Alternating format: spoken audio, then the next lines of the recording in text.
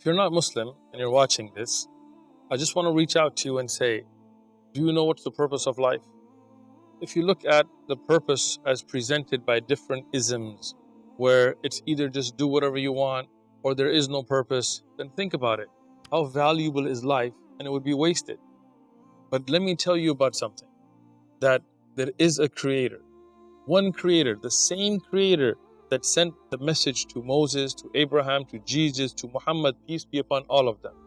And he sent that one message to worship none but the one God, to live a good life, don't kill, don't steal, don't harm others, follow the Prophet of that time. Imagine how great your life would be living by that. You would be the best version of yourself. And let me prove to you that it's a true message. Think about a man in a desert more than 1400 years ago who could not read or write, who had no training in philosophy or science, who had no access to any of that information, coming and presenting the orbits of the heavenly bodies.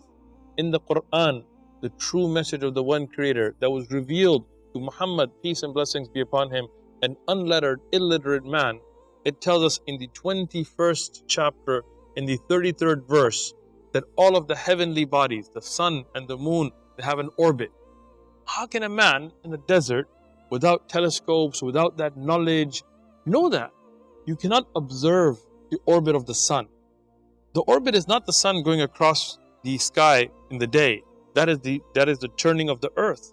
The orbit of the sun is the sun's orbiting, which is something that is impossible to observe with the human eye. I want you to get a Quran. Look up this chapter 21, verse 33, and you will see that there is a fact in there that a man named Muhammad in the desert could not have known. Peace and blessings be upon him. So how did he know it? Well, you could say he guessed at it.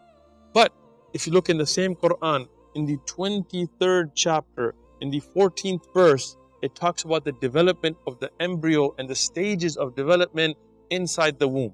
Now, a man without an ultrasound machine, without an MRI machine, without any medical equipment, how could he know how the clot clings to the side of the womb, how that clot develops into a lump, how it develops flesh and then bones, and then the muscles that develop around the bones? How could he know those details?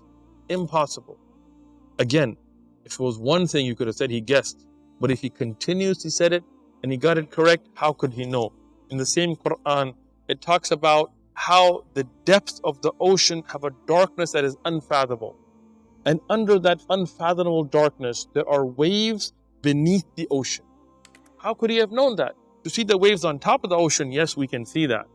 But to deep dive without any equipment, without ever having gone to an ocean, knowing that there are waves underneath the ocean, something that we didn't realize until very recently.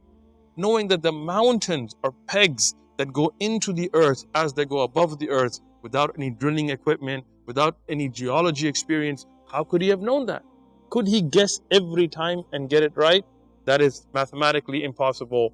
In the Quran, in the 30th chapter, in the same book, he predicts something that is historically correct about the defeat of the Byzantine Romans at the hands of the Persians, and how long it will take 3 to 9 years for them to make a comeback and defeat the Persians. How would he have known that?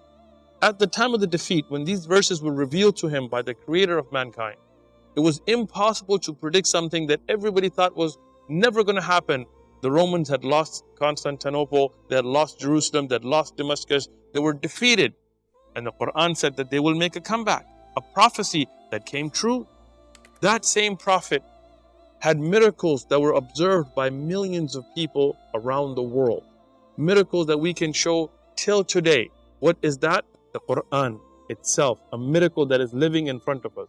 A book that is memorized by people across the world who don't even speak the language, that is preserved word by word, letter by letter. He had physical miracles like the splitting of the moon. Can a man on his own split the moon? No, but the man who has the power of God behind him can.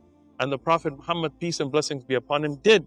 And we have eyewitness accounts from his followers and also from his enemies, from the people who were Arabs and non-Arabs, from people in Mecca and Medina and other geographical locations that were eyewitnesses to such a thing. More eyewitnesses than most of the history that you believe in from that time. So now you tell me, if these miracles don't prove to you that this is a true message, what will? This right now is a guidance coming to you from the creator of the heavens and earth to follow the true path, the same path of every prophet, the one message that they all brought, which is Islam.